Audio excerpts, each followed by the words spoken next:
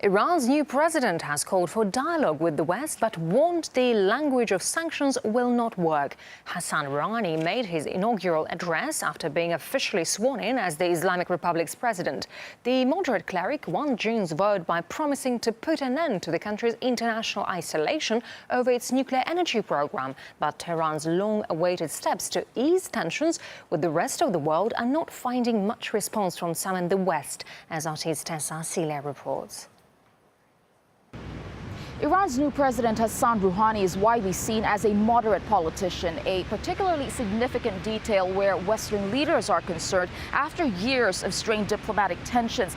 Now, in what is seen as an attempt by Tehran to ease that isolation, the government had sent out invitations to EU countries, including Britain, to attend the swearing-in ceremony of Rouhani, albeit excluding the US and Israel. Now, the EU's position was that only Tehran-based diplomats would attend, but the UK had not sent anyone at all. The reasoning given by the British Foreign Office is that the UK does not have an embassy in Tehran. But this has been criticized by members of the opposition Labour Party here, particularly of the Shadow Foreign Minister Douglas Alexander, who had called this a misjudgment as well as a missed opportunity, adding that diplomacy involves meeting with people with whom you disagree.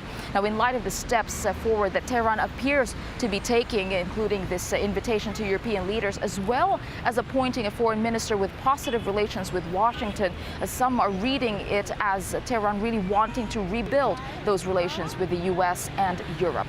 Well, we spoke with Labour MP Barry Gardner for more on this. The UK Foreign Minister William Hague, he had said that we will respond in good faith to positive action by Iran and improve relations on a step-by-step basis. With that remark, shouldn't this invitation to attend the president's inauguration in Iran have been accepted? Well, I think it would have been a very good opportunity to say, look, Hassan Rouhani starts with almost a clean sheet as far as we're concerned, and we want to take him as we find him.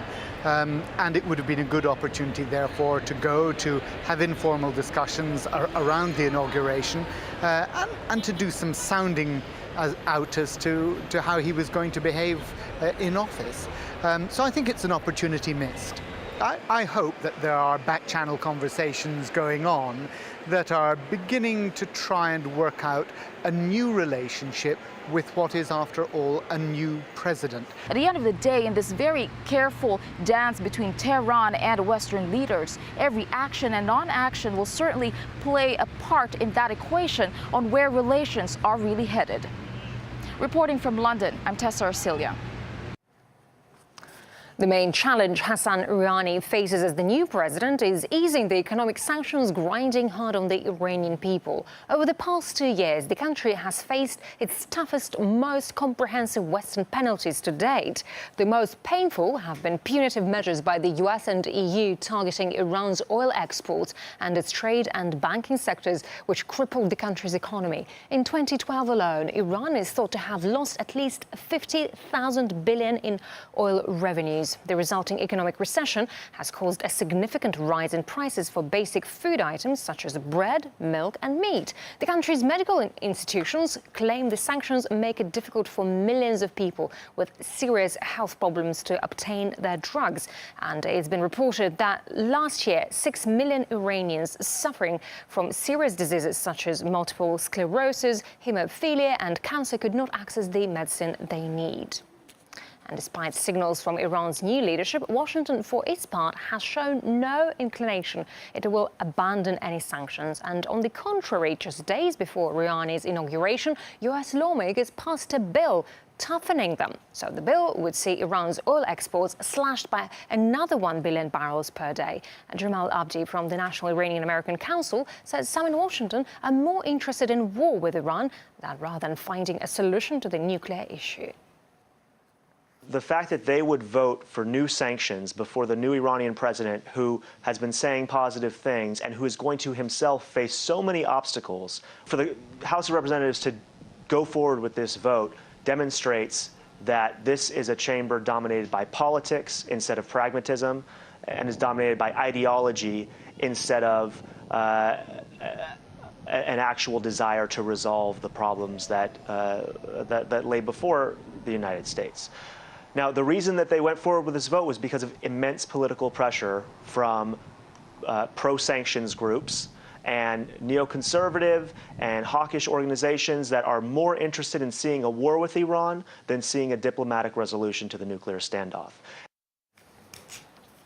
Iran's proven to have uneasy relations not only with the West, but also with many countries in the Middle East. Tensions with Saudi Arabia came into focus after an incident with the president of Sudan's plane, which was heading for Tehran, but barred from entering the Gulf Kingdom's airspace. Independent researcher and writer Soraya Sebapur-Ulrich explained how Saudi Arabia might be benefiting from the conflicts in the region. Historically, Saudi Arabia has been Iran's rival, but more importantly than that, and aside from the fact that Saudi Arabia serves the United States and Israel and carries out their orders in the region, should there ever be peace with Iran coming from the West, it would really threaten Saudi Arabia. Riyadh feels very secure for as long as it can be of service to the United States. Saudi Arabia benefits from war and conflict in the region. So there's no reason for them to change unless they're smart enough to know that down the line it's going to be their turn, that they're not going to be accepted. No matter how hard they work for Israel and America, no matter how much they put out and how well they carry out their orders and work with them, they will not be one of them. And eventually their turn will come too.